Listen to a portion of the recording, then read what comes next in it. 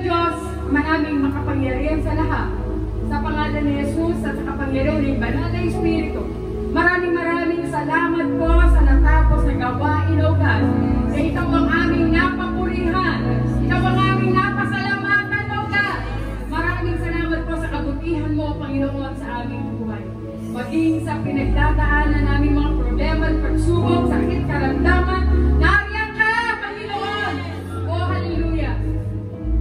Bago namin ihakbang ang aming paapauwi sa aming pansamantalang tahanan, hayaan mo po, Panginoon, na maranasan namin sa aming buhay ang iyong proteksyon, ang iyong provision, ang patuloy na pag-iingat, at ang God's favor mo ang maranasan namin.